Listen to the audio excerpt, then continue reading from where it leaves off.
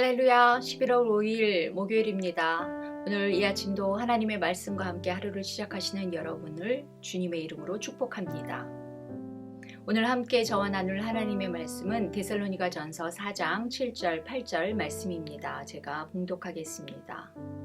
하나님이 우리를 부르심은 부정하게 하심이 아니요 거룩하게 하심이니 그러므로 저버리는 자는 사람을 저버림이 아니요 너희에게 그의 성령을 주신 하나님을 저버림이니라. 아멘.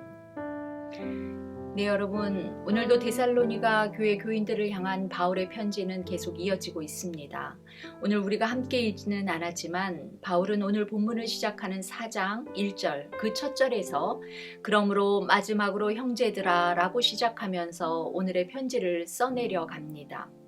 바울은 지금까지 이야기했던 모든 편지의 내용을 정리하면서 이제 새롭게 또 다른 내용의 편지를 이어가고 있는 것 같습니다.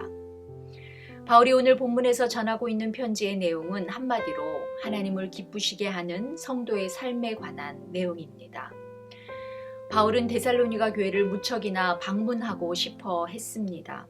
그러나 여러 가지 이유로 해서 매번 그 길이 막히자 바울은 급기야 자신을 대신해서 디모데를 데살로니가 교회로 보냅니다. 그렇게 자신을 대신해서 방문하게 했던 디모데가 이제 데살로니가 교회에 대해서 긍정적인 보고를 가지고 돌아오자 바울은 무척 기뻐했습니다. 여러분, 그렇지 않겠습니까? 온갖 핍박과 고난을 겪으면서 세우고 떠났던 그 교회가 자신이 없는 사이에도 굳건히 세워져 가고 있다는 소식을 듣는다는 것은 바울로서는 무척이나 당연히 기쁘고 감격스러운 일이었을 것입니다. 이러한 바울은 이제 그러한 데살로니가 교인들에게 그래, 너희들이 지금까지 잘하고 있다니 감사하다. 그러니 이제 더욱 많이 힘쓰라고 하면서 애정어린 권면을 이제 정말 바울이 그들에게 하고 싶은 이야기를 오늘 편지를 통해 전하고 있는 것입니다. 바울이 데살로니가 교회 교인들에게 오늘 본문을 통해 전하고 있는 것은 성도들의 거룩한 삶에 대한 권면입니다. 당시 1세기 데살로니가 지역은 성적으로 몹시 문란하고 도덕적으로 타락한 시대였습니다. 이러한 때 바울은 하나님의 부르심을 입은 성도들이 어떻게 살아야 하나님을 기쁘시게 하는 삶인지에 대하여 오늘 데살로니가 교인들에게 편지하고 있는 것입니다. 오늘 본문에서 바울은 하나님이 우리 성도들을 부르신 목적이 거룩하게 하시기 위함이라고 단도직입적으로 말합니다. 하나님께서 우리를 부르신 것은 부정한 삶을 위해서가 아니라 거룩한 삶을 위한 것이라는 말씀입니다. 여러분, 우리는 우리 믿음의 사람들을 서로 지칭할 때 성도라는 말을 사용합니다. 성도란 한자로 풀어보자면 거룩할 성의 무리 도자입니다. 즉 거룩한 무리, 거룩한 사람들이 바로 성도입니다. 그렇습니다. 하나님의 부르심을 받은 우리 모두는 성도, 거룩한 사람들입니다. 바울은 오늘 편지에서 또한 이렇게 증언합니다. 하나님께서 성도인 우리를 부르신 목적은 성도라고 하는 이름에 걸맞는 우리들의 거룩한 삶을 위해서라고 말입니다. 그렇다면 여러분, 거룩함이란 무엇일까요?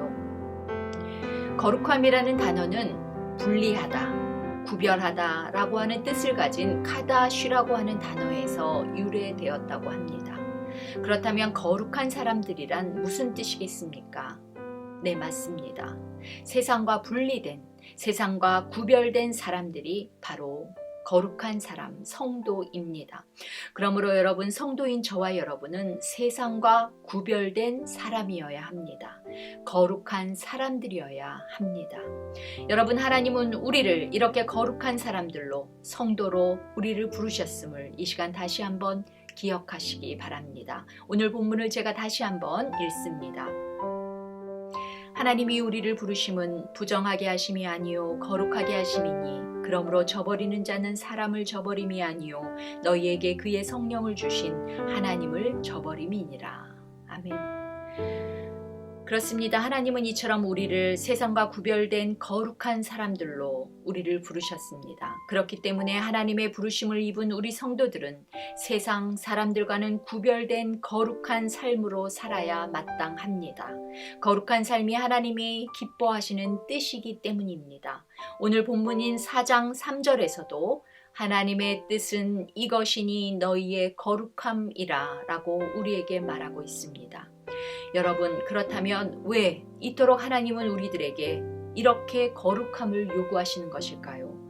왜 우리의 거룩함이 우리를 부르신 이유이고 우리의 거룩함이 하나님 그분의 뜻일까요? 왜냐하면 우리를 지으신 하나님이, 우리를 부르신 하나님이 거룩하신 분이기 때문입니다. 거룩하신 하나님의 형상을 따라 지음받은 당신의 자녀들 또한 거룩하기를 하나님은 바라시기 때문입니다. 하나님의 창조 이래 세상은 죄의 영향력 아래에서 심각하게 훼손되고 타락되었습니다. 하나님은 이러한 죄로 타락하고 오염된 세상 가운데 구별된 당신의 자녀들이 하나님의 형상인 거룩함을 회복하고 지켜내는 것을 지금도 간절히 원하고 계십니다. 이것이 바로 우리 성도들이 이 땅에서 마땅히 해야 할 책임과 사명입니다. 또한 하나님이 우리를 부르셔서 당신의 거룩하신 영, 성령을 우리에게 부어주신 목적이기도 합니다. 그러므로 하나님의 영을 충만히 입은 우리 성도들은 죄로 어두워진 세상에서 빛으로 살아 이 어두운 세상을 밝혀야 합니다. 죄로 더러워진 세상에서 소금으로 살아 오염된 이 세상을 치료해야 합니다. 그렇게 하나님의 거룩함을 회복하고 지켜내는 사명을 감당해야 합니다. 그러므로 성도가 죄로 물든 세상에 휩쓸려 구별되이 성도로서 살지 못할 때, 하나님을 모르는 사람들과 같이 그렇게 부정하게 문란하게 살아갈 때 하나님은 슬퍼하십니다. 왜냐하면 그것은 오늘 본문에서 정확하게 말씀하고 있는 것처럼 사람을 저버리는 것이 아니라 우리에게 성령을 주신 하나님을 저버리는 것이기 때문입니다. 사랑하는 여러분, 오늘 하루도 내가 거룩하니 너희도 거룩할지어다 라고 하는 하나님의 명령을 의식하면서 살아가는 우리 성도들 거룩한 사람들 되시기를 축복합니다. 나를 지으신 아버지를 닮아 거룩해져 가고 나를 부르신 아버지의 뜻을 세워가는 성도 거룩한 사람들로 살아가시기를 간절히 소망합니다. 주님 가르쳐 주신 기도하며 오늘 말씀 묵상 마치겠습니다. 하늘에 계신 우리 아버지여, 이름이 거룩히 여김을 받으시오며 나라가 임하시오며 뜻이 하늘에서 이루어진 것 같이 땅에서도 이루어지이다. 오늘 우리에게 일용할 양식을 주시옵고 우리가 우리에게 죄 지은 자를 사하여 준 것 같이 우리의 죄를 사하여 주시옵고 우리를 시험에 들게 하지 마시옵고 다만 악에서 구하시옵소서. 나라와 권세와 영광이 아버지께 영원히 있사옵나이다. 아멘.